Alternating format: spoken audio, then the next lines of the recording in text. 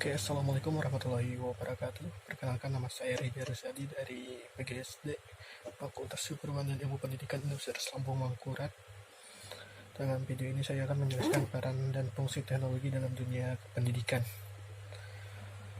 Pertama-tama, sebelum kita mulai video pembelajaran pada hari ini, kita mulai dulu dengan doa. Oke, selanjutnya kita akan menyanyikan lagu Indonesia Raya.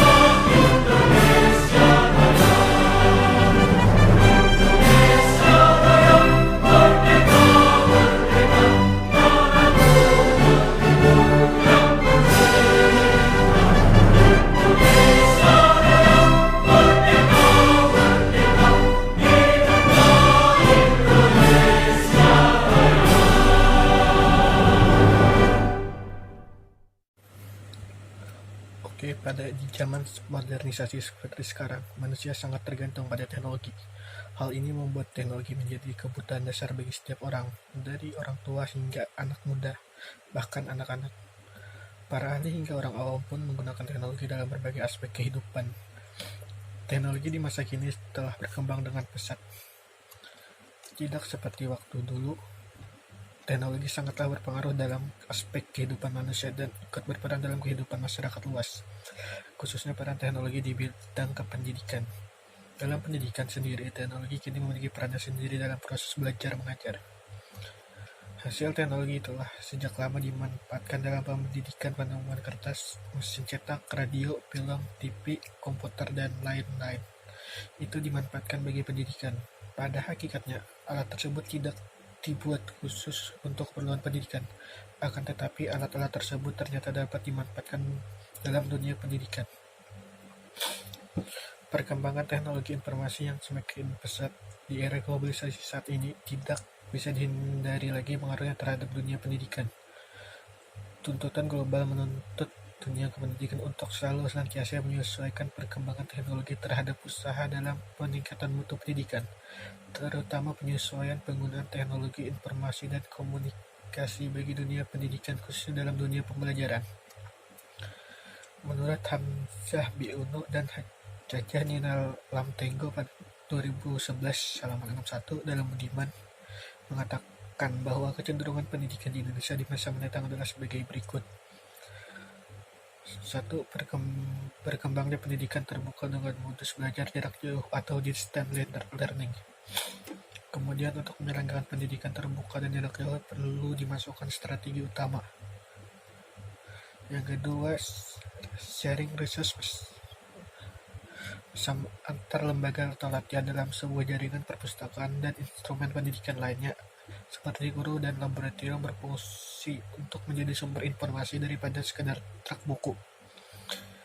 Penggunaan perangkat teknologi informasi interaktif seperti CD, ROM multimedia dalam pendidikan secara bertahap menggantikan televisi dan video. Dengan adanya perkembangan teknologi dan informasi dalam dunia pendidikan, maka pada saat itu sudah dimungkinkan untuk diadakan belajar jarak jauh dengan menggunakan media internet, menghubungkan antara mahasiswa dengan dosen, melihat nilai mahasiswa secara online, mengecek keuangan, melihat judul kuliah, mengirim berkas tugas yang diberikan dosen, dan sebagainya.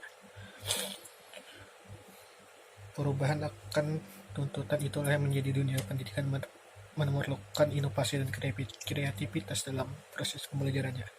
Karena banyak orang mengusulkan dalam pendidikan, khususnya pembelajaran, akan tetapi sedikit sekali orang berbicara dengan solusi pemecahan masalah tentang proses belajar mengajar yang sesuai dengan tuntutan global pada abad ke-21 saat ini. Selain guru, teknologi juga memiliki peran tersendiri terhadap siswa-siswi. Sebagai contoh, peran teknologi untuk siswa dan siswi antara lain sebagai media pembelajaran online, sebagai media belajar online dengan cangkupan yang lebih luas sebagai pengganti buku digantikan teknologi buku elektronik, sebagai media belajar kelompok, karena smartphone yang dilengkapi aplikasi messenger seperti WhatsApp dapat membuat grup antar siswa lebih mudah dalam melakukan diskusi berkelompok tanpa harus berkumpul. Dengan adanya teknologi untuk metode belajar, siswa akan memiliki pengetahuan yang lebih luas. Sebagai contoh, mesin penelusuran Google yang memiliki banyak sekali artikel ilmu di dalamnya dapat kita akses secara gratis. Peran teknologi terhadap siswa lainnya sebagai media untuk mendapatkan pengumuman dari seorang guru atau ketua kelas jika ada PR ataupun pengumuman untuk libur melalui smartphone via SMS ataupun online messenger. Lebih ringkas dalam pembelajaran karena terutama yang tertera pada teknologi mesin telusur Google menunjukkan apa yang sedang kita cari dan sangat memudahkan kita dalam menunjukkan suatu jawaban tanpa memakan waktu lama dan dapat mempersingkat waktu belajar, pencarian artikel atau wacana untuk para siswa atau siswi belajar. Perkembangan teknologi informasi dan komunikasi telah memberikan pengaruh terhadap dunia pendidikan, khususnya dalam proses pembelajaran. Menurut Rosbach dalam G. Gunawan 2009 dalam studi PIU 2011, dengan berkembangnya penggunaan teknologi informasi dan komunikasi, maka ada 5 pergeseran dalam proses pembelajaran, yaitu dari pelatihan ke penampilan, dari ruang kelas ke dimana saja dan kapan saja, dari kertas ke online atau saluran. 4. dari fasilitas fisik ke fasilitas jaringan kerja, dan 5 dari waktu siklus ke waktu nyata. Dalam proses pendidikan, komunikasi dilakukan dengan menggunakan media-media komunikasi seperti telepon, komputer, internet, email, dan sebagainya. Interaksi antara guru atau dosen dan siswa atau mahasiswa tidak hanya dilakukan melalui hubungan tatap muka, tapi dilakukan dengan menggunakan media-media tersebut. Dengan adanya teknologi informasi sekarang ini, guru dan dosen dapat memberikan layanan tanpa harus berhadapan langsung dengan siswa atau mahasiswa. Demikian pula dapat diperoleh informasi dari ruang luas dari berbagai sumber melalui cyberspace atau ruang maya yang menggunakan komputer atau internet. Hal yang paling utara adalah berkembangnya apa yang disebut cyber teaching atau pengajaran internet, yaitu pengajaran yang dilakukan dengan menggunakan internet. Istilah lain yang makin populer saat ini ialah e-learning, suatu model pembelajaran dengan menggunakan media teknologi komunikasi dan informasi, khususnya internet. Teknologi informasi dan dalam pendidikan bisa dipahami sebagai suatu proses yang kompleks, terpadu yang melibatkan orang, ide, peralatan, dan organisasi untuk menganalisis masalah, mencari jalan untuk mengatasi permasalahan, melaksanakan penilaian, dan mengelola pemecahan masalah tersebut yang mencakup semua aspek belajar manusia. Sejalan dengan itu, maka lahirnya teknologi informasi dalam pendidikan diawali adanya masalah dalam pendidikan itu sendiri.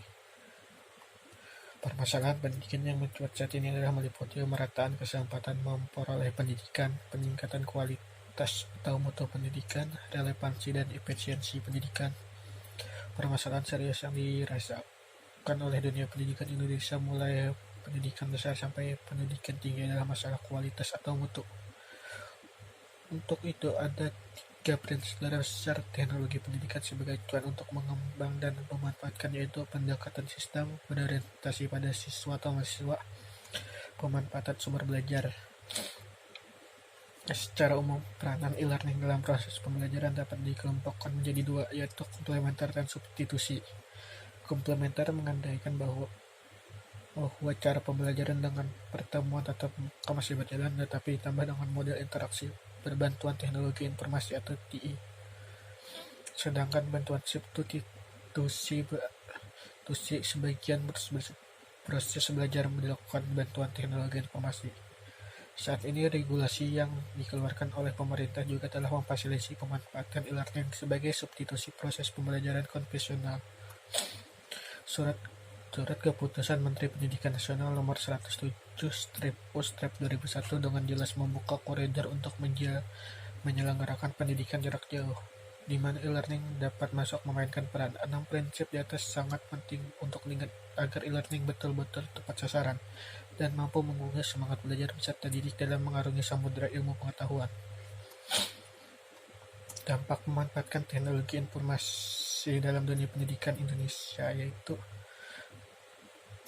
adapun dampak yang ditemukan dari pemanfaatkan teknologi informasi dan komunikasi di dunia pendidikan menurut Kristen Elizabeth Siagian dari 2012 dapat dibedakan menjadi 2, yaitu dampak positif dan dampak negatif. Dampak positif teknologi informasi dalam pendidikan Indonesia adalah informasi yang dibutuhkan akan semakin cepat dan mudah diakses untuk kepentingan pendidikan. Inovasi dalam pembelajaran semakin berkembang dengan adanya inovasi e-learning yang semakin memudahkan proses pendidikan. Kemajuan teknologi informasi dan komunikasi juga akan memungkinkan berkembangnya kelas virtual atau kelas yang berbasis telekonferensi yang tidak mengharuskan sang pendidik dan peserta didik berada dalam satu ruangan. Sistem administrasi pada sebuah lembaga pendidikan akan semakin mudah lancar karena penerapan sistem teknologi informasi dan komunikasi. Dampak negatif teknologi informasi dalam pendidikan antara lain kemajuan teknologi informasi komunikasi juga akan semakin mempermudah terjadinya penyelenggaraan terhadap hak atas kekayaan intelektual atau haki, karena semakin mudahnya mengakses data menyebabkan orang akan bersifat plagiatis, akan melakukan kecurangan. Walaupun sistem administrasi suatu lembaga pendidikan bagaikan sistem tanpa celah, akan tetapi jika suatu kerobohan dalam menjalankan sistem tersebut akan berakibat fatal. Salah satu dampak negatif televisi adalah melatih anak untuk berpikir pendek dan bertahan konsentrasi dalam waktu singkat. Terkait dengan dampak negatif dari teknologi informasi yang berkembang semakin meningkat, namun memiliki kekurangan, misalnya pada e-learning yang dapat menyebabkan pengalih fungsian guru dan mengakibatkan guru jadi tersingkirkan, atau juga menyebabkan terciptanya individu yang bersifat individual, karena sistem pembelajaran dapat dilakukan hanya dengan seorang diri, bahkan dimungkinkan etika disiplin peserta didik susah atau sudah untuk diawasi dan dibina, sehingga lambat lawan etika dan manusia, khususnya para peserta didik, akan menurun drastis, serta hakikat manusia utama yaitu sebagai makhluk sosial akan tergerus. Dalam studi CPO 2011 dapat dilihat beberapa dampak negatif dari pemanfaatan teknologi informasi di dunia pendidikan, antara lain pelajar atau mahasiswa menjadi pecandu dan keberadaan dunia maya secara berlebihan. Hal ini bisa terjadi ketika siswa atau mahasiswa tidak memiliki sikap skeptis serta kritis terhadap suatu hal baru, apalagi dalam konteks dunia maya. Mereka secara tidak langsung telah memasuki dunia yang overplay, maka sangat pentingnya kedua sikap di atas menjadi benteng atau filter segala sumber informasi yang ada. Selain itu, yang tidak kalah penting adalah perhatian dari orang tua yang sangat berperan menanamkan nilai-nilai tentang sebuah norma agama sebagai landasan hidup. Yang kedua, ada tindakan kriminal atau cybercrime di dunia pendidikan. Saat ini dapat terjadi masalah pencurian dokumen atau aset penting tentang sebuah tatanan pendidikan yang sungguhnya dirahasiakan. Dokumen mengenai ujian akhir atau negara dengan media internet. 3. Menimbulkan sikap apatis pada masing-masing individu, baik bagi pelajar, siswa atau mahasiswa maupun pengajar atau guru atau dosen. Hal ini dapat dilihat misalnya pada sistem pembelajaran bersifat virtual maupun e-learning, di mana sistem pembelajaran tidak saling bertemu antara peserta didik dengan pelajar. Maka dapat terjadi peserta didik kurang aktif dalam sistem pembelajaran yang dihasilkan tidak maksimal. Pendidikan dan berbagai masalah yang melekat. Manfaat dari keberadaan pendidikan nyatanya belum bisa dirasakan secara maksimal. Masih ada segudang persoalan yang masih membayangi pendidikan, terutama pendidikan di Indonesia. Menurut bisa dibilang masih sangat tertinggal dari negara lain di dunia. Jangan terburu-buru menjadikan Singapura dan Indonesia sebagai saingan. Menurut rilisan PISA terbaru, level Indonesia masih jauh di bawah Thailand dan Brunei Darussalam. Indonesia diselimuti berbagai permasalahan yang harus dituntaskan jika ingin mensejarkan diri dengan negara lain dalam hal pendidikan. Tim SMERU Research Institute menulis tulisannya yang dipublikasi dalam Conversation menyebutkan beberapa temuan ketika melakukan survei mengenai kebijakan pemerintah daerah dalam pendidikan via telepon. Melalui survei tersebut, diketahui bahwa kebijakan di beberapa pemerintah daerah masih memprioritaskan kenaikan nilai siswa-siswi yang ada di daerah dibandingkan mengembalikan anak-anak yang putus sekolah ke bangku sekolah, yang sebenarnya tidak bisa disalahkan karena memang angka partisipasi sekolah secara nasional untuk tingkat sekolah dasar sudah tinggi.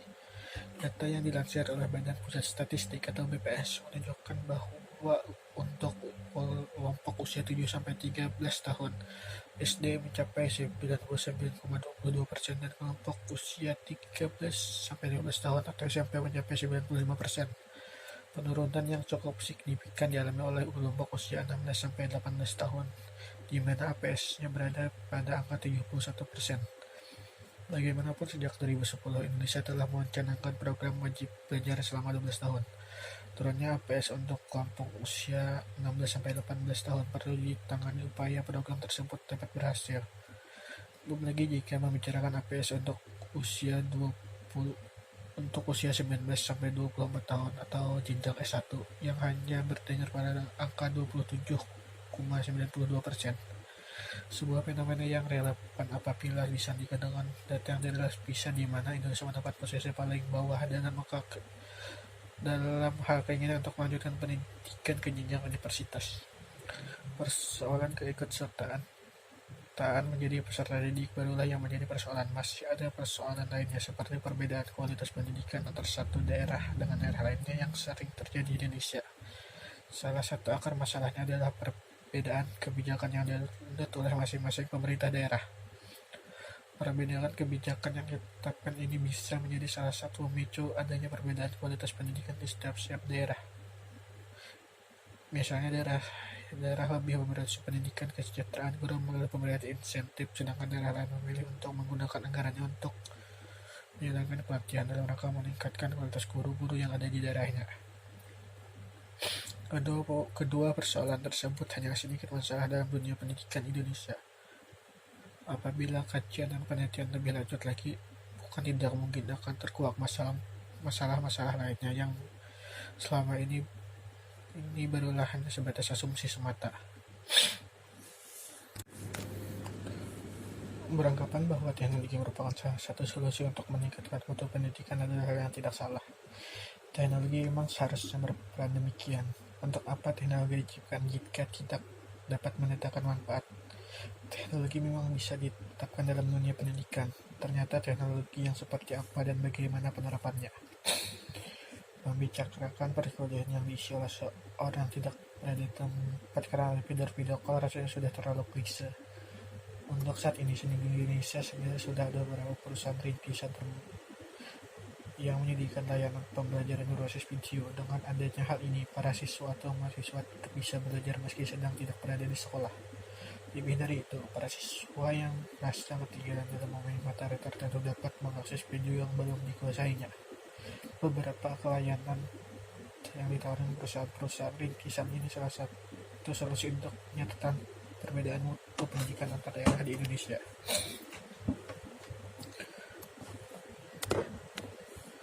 Karena teknologi tidak hanya bisa berhenti di situ saja. Dalam tulisan yang dipublikasikan oleh Forbes, Bernard Marr menyebutkan ada beberapa hal yang bisa diakomodasi oleh teknologi, khususnya dalam kecerdasan buatan atau artificial intelligence atau AI. AI memungkinkan adanya pembacaan terhadap kebiasaan setiap siswa, dengan jika hanya kebiasaan setiap siswa, guru-guru dapat mengetahui minat sampai kesulitan yang dialami oleh siswa. Misalkan melalui metode pembelajaran digital, beberapa murid menghabiskan waktu lebih banyak dari murid lain dalam menyaksikan materi persamaan kuadrat. Lebih lanjut lagi, dikatakan beberapa murid tersebut juga terekam beberapa kali mengulang materi dari awal. Dengan demikian, itu pemahaman kepada guru siapa yang sudah memahami materi dengan baik dan siapa yang masih kurang. Berbeda dengan halnya metode bertanya di depan kelas. Saat guru bertanya siapa yang belum paham, murid-murid sejatinya pemalu bisa saja belum mengerti benar, tetapi karena malu memilih untuk diam saja. AI juga dapat membantu dalam menciptakan sekolah yang inklusif. Melalui penerapan AI, segala ucapan yang dilontarkan oleh guru dapat diterjemahkan ke dalam bentuk tulisan, sehingga murid-murid yang memiliki kekurangan dalam pendengaran atau kendala bahasa tetap bisa memahami materi yang disampaikan. Keberadaan AI pun dapat membantu tugas administrasi guru. Misalkan untuk mengetahui kehadiran murid, para guru tak perlu lagi memanggil nama-nama murid satu persatu. Teknologi pengetahuan wajah dapat membantu guru untuk memantau siapa murid yang hadir tepat waktu, terlambat, dan tidak hadir ke depan. Kedepannya penerapan AI akan terus berkembang seiring teknologi yang mengalami kemajuan. Meski teknologi dapat membantu meningkatkan mutu pendidikan, tetap saja ada hal-hal yang perlu mendapat perhatian. Dalam sebuah artikel dari Forbes Technology Council, beberapa anggota menyebutkan berbagai hal yang perlu diperhatikan mengenai penerapan teknologi dalam peningkatan kualitas pendidikan, antara lain memanfaatkan video game. Memanfaatkan video game belajar bisa saja di mana saja dan kapan saja. Ada banyak cara yang bisa digunakan untuk membuat para siswa belajar, tak melulu hanya dengan membekali mereka buku pelajaran. Salah satu cara dengan membuatkan game seperti yang dilakukan oleh Steve Alpert. Steve Alpert adalah seorang guru IPA dan matematika yang membuatkan game Minecraft sebagai alat bantu meneruskan materi pelajaran. Memberikan anak-anak muda kesempatan untuk mengejar generasi Z adalah generasi yang sejak dini mengenal teknologi digital, berbeda dengan generasi sebelumnya yang baru mengenal teknologi informasi terkini saat sudah dewasa. Keadaan ini menjadi salah satu alasan mengapa generasi Z cenderung lebih cepat dalam penguasaan teknologi. Dengan kemampuan tersebut, akan jadi hal yang menarik jika anak-anak diberi kesempatan mengajar apa yang ia telah pahami dan belum dipahami oleh murid lainnya. bahkan gurunya sendiri. Semua yang seharusnya berhak menggunakan ilmu selama bukan hoak. Dalam menjaga ketertiban hukum diciptakan Fiat Justitia Truth Seslo, meskipun langit runtuh, hukum harus tetap ditegakkan. Jangan sampai kemajuan teknologi yang ada dalam dunia pendidikan malah menjadi sesuatu yang mengerikan. Biasanya karena mudah diakses informasi dan murid malah membuat bom. Tentu tidak ada yang mengikat hal tersebut untuk terjadi. Maka dari itulah diperlunya regulasi yang tepat untuk memastikan teknologi tergunakan secara benar dalam dunia pendidikan. Mulai dari aturan sederhana terkait durasi penggunaan gawai hingga aturan yang beririsan dengan perundang-undangan seperti hak cipta. Oke, berikut ini saya akan menampilkan video tentang bagaimana teknologi pendidikan pada masa yang akan datang. Apakah sangat penting bisa dipahami dalam video berikut ini?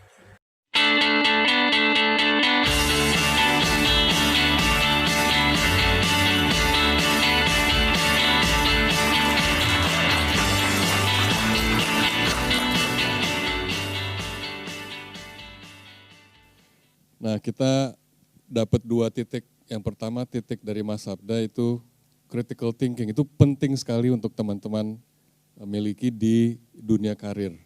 Terus toleransi, ini saya sangat bersyukur sekali waktu dulu saya ambil S1, kebetulan di London, ambil elektro, satu kelas tuh ada 40 orang kayak teman-teman di sini.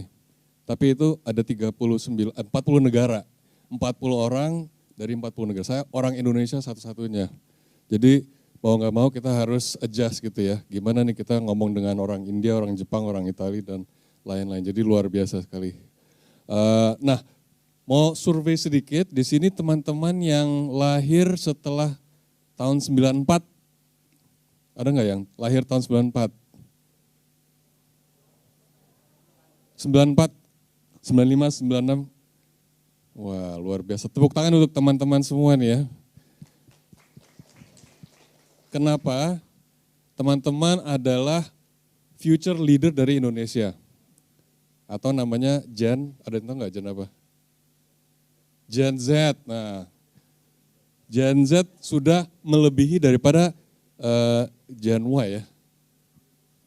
1 bulan lalu sudah melebihi daripada Gen Y. Jadi Anda adalah future leader daripada Indonesia. Kalau saya paling keren Gen X. Lahirnya tahun 70-an ya. Tapi bagaimana teman-teman ini tadi dengan critical thinking yang kita perlu buat MOU Mas Sabda untuk kita bisa promosikan Zenius dan juga Mbak Ayu. Critical thinking dan juga toleransi, bagaimana kita bisa membangun Indonesia kita ini. Ya, tagline kita saat ini upgrade dirimu sekarang. Jadi sudah pasti harus punya critical thinking, kalau nggak bisa upgrade. Sudah pasti harus bisa toleransi, kalau nggak bisa berkomunikasi dengan teman-teman yang dari berbagai background yang berbeda. Nah, di sini kita mencoba melihat tantangan di level industri ya. Kalau kita mau membuat sebuah negara kita ini kuat di internasional, yang pertama kita harus memiliki ekonomi yang kuat. Kalau kita negaranya kayak Venezuela atau kayak negara yang di Zimbabwe dulu sampai 1.000.000% inflasinya nggak bakalan diakui oleh international community. Jadi pertama ekonomi kita harus kuat. Bagaimana kita bisa kuat? Industrinya harus kuat. Harus memiliki perusahaan-perusahaan yang kuat di industri itu. Sebuah perusahaan, ada teman-teman yang sudah bekerja belum? Atau mayoritas masih enjoy sekolah ya? Perusahaan harus kuat. Perusahaan kuat, SDM-nya harus kuat juga. Gimana kalau SDM-nya kuat? Harus memiliki perguruan tinggi yang kuat. Nah kalau saat ini, unfortunately kita punya perguruan tinggi masih belum kuat sekali. Dari 4.000 perguruan tinggi yang sudah terakreditasi baru 1.000. Jadi banyak sekali teman-teman yang di khususnya Indonesia Timur yang belum memiliki ijazah yang cukup memadai untuk bisa diajukan untuk menjadi karyawan di perusahaan atau di PNS ya. Nah ini kita coba melihat bagaimana membangun kita punya infrastruktur pendidikan tinggi. Jadi kita sangat membutuhkan bantuan dari Mas Sabda tadi, intake ke dalam S1 dan juga Mbak Ayu. Nah kita lihat dari 115 juta orang yang sudah bekerja di Indonesia, Kita ini nomor 1 dari 49 negara OECD G20 dari belakang. Kita nomor 49 teman-teman ya. Dari segi jumlah yang sudah memiliki S1. S1-nya pun itu dari perguruan tinggi yang mayoritas tidak terakreditasi. Nah kita jadi dari 115 juta ini yang punya S1 sekitar 8% atau 9,5 juta orang. Di Singapura tuh 50%. Supir taksi pun punya S1 gitu ya. Di Korea kita lagi suka nonton Korean drama ya. Atau makan kimchi gitu ya, K-pop, nyanyi-nyanyi. Itu 82%. Kalau mau jadi waitress, jadi pelayan di restoran, nggak perlu punya S1. Tapi yang datang semua punya S1 di Korea ya. Nah ini tantangan besar sekali karena di perusahaan banyak sekali mereka kalau nggak punya S1 susah ya. Wah nggak punya S1. Dulu kalau nggak punya S1 susah. Sekarang dilihat S1-nya akreditasinya dari mana. Sudah punya akreditasi minimum B nggak? Sekalian promosi. Nah ini yang kita lihat perlu dibangun Indonesia dari teman-teman yang nanti akan kuliah, yang nanti akan membangun usaha. Ya. Nah visi kami di Haruka Edu adalah membantu teman-teman bisa kuliah dari mulai lulus, bisa langsung kerja tanpa harus ambil S1, certification program, ambil S1 program, training jadi manajer, ambil S2 dan eksekutif dan seterusnya. Jadi kita belajar jangan berhenti. Wah saya udah ambil S1 nih. Pekerjaan yang ada hari ini 60% tidak ada 5 tahun yang lalu. Saya kemarin lihat ada pekerjaan yang saya nggak pernah dengar. Namanya drone delivery operator. Nanti coba di Google ya. Drone delivery operator. Di mana kalau orang yang membutuhkan darah ini di Rwanda, dia bisa mendapatkan darah dengan drone. Kita lihat 5 tahun lalu nggak ada Android OS, apalagi sekarang udah ada drone, ada Google Map dan lain-lainnya. Jadi kita membantu teman-teman untuk bisa continuous learning. Nah kami juga memiliki satu portal namanya Pintaria, artinya ya pintar dan ria, supaya bisa continue upgrade teman-teman. Nah nama yang kita bangun Haruka Edu sebetulnya saya yang bikin. Jadi agak ngaku dosa sendiri, namanya kayak agak Jepang-Jepangan ya, emang sengaja dibikin kayak Jepang-Jepang gitu. Tapi itu sebetulnya nama komposit dari pendiri kami, Hanafi, Rustandi, Krisdianto, Arif. Nah. Jadi Haruka, Edunya ada pendidikan, jadi Haruka. Tapi kalau dalam bahasa Jepang, kalau yang ngambil sastra Jepang itu ada artinya jauh, pendidikan jarak jauh. Jadi banyak sekali yang apply ke perusahaan kita dikirain orang Jepang, nggak ada orang Jepangnya ternyata gitu ya. Nah solusi yang kami tawarkan ke mitra-mitra kami untuk perguruan tinggi dan juga perusahaan-perusahaan pelatihan, produknya degree program online blended dan juga online blended training program. Jadi sekarang sudah bukan lagi masa kita ke kampus lewat macet. Saya dulu sebelum di Haruka saya Kaprodi S2 di BINUS di Senayan. Jadi murid-murid saya dari Sudirman Tamrin pagi sampai sore kuliah macet 1-2 jam datang ke Senayan, duduk, tidur, main HP, nggak tahu, pokoknya itu namanya hadir gitu ya. Nah sekarang udah nggak modenya lagi orang untuk masuk ke macet untuk belajar. Nah kita punya konsumen ada 2, individu yang mau belajar dan juga perusahaan yang di mana membutuhkan karyawannya untuk upgrade. Ya, tidak cukup memiliki sebuah kemampuan yang dulu belajarin, sekarang harus update terus. Ya. Jadi lifelong learning. Nah target kami sebetulnya teman-teman ini sih, yang muda-muda, ganteng-ganteng, cakep-cakep gitu ya. Independent single generation millennial female dan male yang sudah punya SMA 1-12 tahun tapi belum punya S1.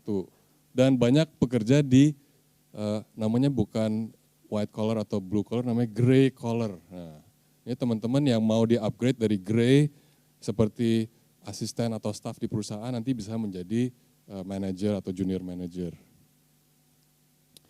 Journey daripada kami, saya mau apa nih? Saya mau merubah saya punya karir dari OB saya mau jadi analis. Nah, gimana tuh caranya? Dari SPG saya mau menjadi search engine analyst atau optimization ya. Jadi ada ambil psychometric test, lihat pekerjaan apa yang sedang trendy saat ini, ngomong dengan career counselor, terus nanti lihat saya mau kuliah, ambil S1 atau S2, atau saya mau ambil training program yang pendek, 1 bulan, 2 bulan, 3 bulan, ambil skill test, lalu apply for a job. Jadi bukan hanya koleksi sertifikat, tapi justru membangun dirimu supaya nanti bisa meningkatkan income dan taraf hidup. Nah, produk strategi kami ada 2, di mana program-program S1, S2 dikomplementari dengan pelatihan-pelatihan yang lebih up to date. Kadang-kadang teman-teman pengelola perguruan tinggi ini membuat sebuah program studinya cukup lama karena materinya yang didesain 5 atau 10 tahun sebelumnya. Nah, kita buat pelatihan yang cukup singkat. Nah, ini nanti kalau teman-teman ingin belajar bisa login ke kita punya portal di Android, terus nanti bisa daftar nama dan emailnya, terus langsung nanti bisa melihat aktivitas apa saja yang bisa dipelajari. Ya. Nah, benefit daripada e-learning sangat besar, khususnya kalau mata kuliahnya sangat membosankan. Ya. Pernah nggak masuk ke sebuah kelas terus dosennya atau gurunya ngomong sendiri gitu di tembok gitu ya. Ini nomor berapa? Ya. Nah, kalau ini bisa diulang-ulang, nggak perlu ditanyain lagi si bapak atau ibu dosen yang membosankan tersebut, ya. Dan semuanya bisa di-download. Jadi kalau nggak ada internet ke tengah laut, nah ke tengah lautan bisa di-download semuanya ke HP-nya teman-teman. Ya. Nah, ini contohnya kalau yang tadi critical thinking, yang matematiknya parah banget. Step-stepnya dijelaskan satu persatu supaya bisa diulang-ulang. Nah, ini contoh materi yang nggak perlu menunjukkan wajah dosennya. Konseptual, kalau dosennya cakep atau ganteng boleh, tapi kalau nggak perlu ya nggak usah. Ini bisa dipelajari konsepnya aja, jadi ada animasi atau video yang lain. Ada transkripnya juga, jadi dosennya ngomong apa bisa dengerin dia ngomong apa sih. Verbatimnya ya, verbatim bisa di-download, terus juga ada audio kalau misalnya lagi nunggu teman-teman yang lagi menikah, antri bisa dengerin atau di busway bisa dibaca dan didengar di HP misalnya. Dan diktatnya juga sudah ada, jadi nggak perlu lagi bawa buku-buku yang berat, karena semua sudah kita kompres menjadi satu e-book untuk setiap sesinya. Nanti bisa diskusi dengan teman, diskusi dengan dosen, sebagai pembelajaran dengan teman-temannya. Ya. Nah, ini nanti kalau mau ketemu, kopi daratnya bisa di manapun juga, di HP atau di laptop. Nah, di sini ada dosennya, ada yang di jalan, ada yang di rumah, ada yang di kantor, bahkan ada yang di ICU ya. Tangan kirinya diinfus, dia bisa belajar pakai HP-nya. Jadi nggak ada alasan lagi, saya di ICU Pak, nggak ada. Ya. Orang di ICU aja bisa, apalagi kalau nggak sakit gitu ya. Nah, nanti bisa belajar dengan dosennya di HP, di laptop, di tablet. Kita banyak sekali kelas-kelas yang free. Kemarin kita juga membantu Kemendagri untuk membangun kompetensi di desa-desa. Ada yang tahu nggak kita ada berapa desa kira-kira seluruh Indonesia? 70.000 desa. Di mana dari 70.000 itu satu desa ada 10 aparat desa. Totalnya 900.000 aparat desa, mayoritas belum diklat oleh Kemendagri karena terbatas waktunya. Kita kalau nanti mau menjadi kepala desa, nah nanti bisa ngambil kelas ini untuk melihat apa aja nih jadi kepala desa ya. Sekian, terima kasih. Buka aja Bukalapak. Oke, terima kasih telah mendengar penjelasan dari saya. Selanjutnya kita akan menyanyikan lagu daerah dari Kalimantan Selatan, yaitu Ampar-Ampar Pisang, dilanjutkan oleh doa.